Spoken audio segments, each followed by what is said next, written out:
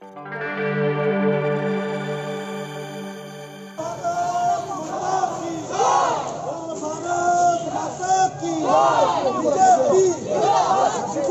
সরকার নির্বাচন, মানিক সরকার নির্বাচন, সিপিআইএম নির্বাচন।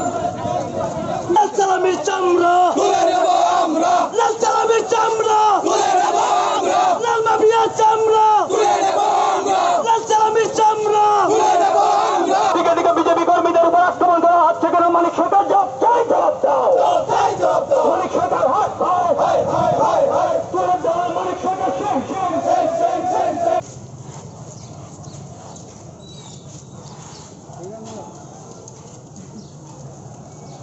বন্দে মাতরম, বন্দে মাতরম, দিকে দিকে আওয়াজ উঠুক বন্দে মাতরম, বন্দে মাতরম। রাজ্যের দিকে দিকে বিজেপি কর্মীদের উপর আক্রমণ।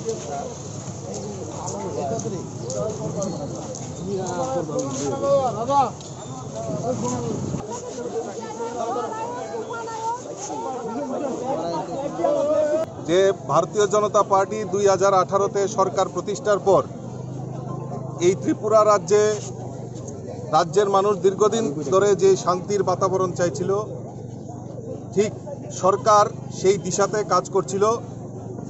আর বিগত 25 বছর ধরে এই স্বর্ণযুগের কাণ্ডারীরা বিভিন্ন জায়গায় সন্ত্রাসের বাতাবরণ তৈরি করে বিগত দিনে এই রাজ্যের বুকে রাজত্ব করেছে।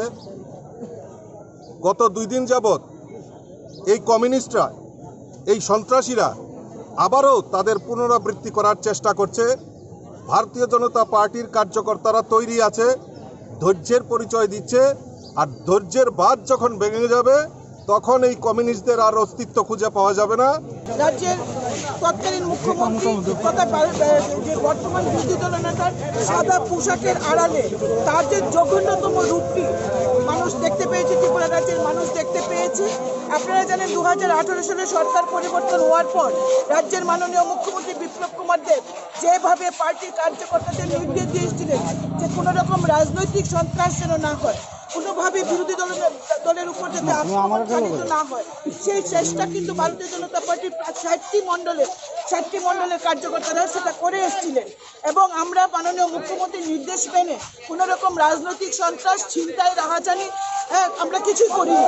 কিন্তু আমরা দেখেছি বিগত সরকারের সময় বারবার ক্ষমতায় এসেও এই মার্ক্সবাদী কমিউনিস্ট পার্টি রাজনৈতিক সন্ত্রাস করেছে, ভোটে জিতে সরকারে এসেও সে রাজনৈতিক সন্ত্রাস করেছে। আজকে তারা ক্ষমতা হারিয়ে আমাদের বিরোধী দলনেতা মনে করছে যে এরই মাধ্যমে এরকম রাজনৈতিক সন্ত্রাস করে আবার ক্ষমতায় ফিরবে।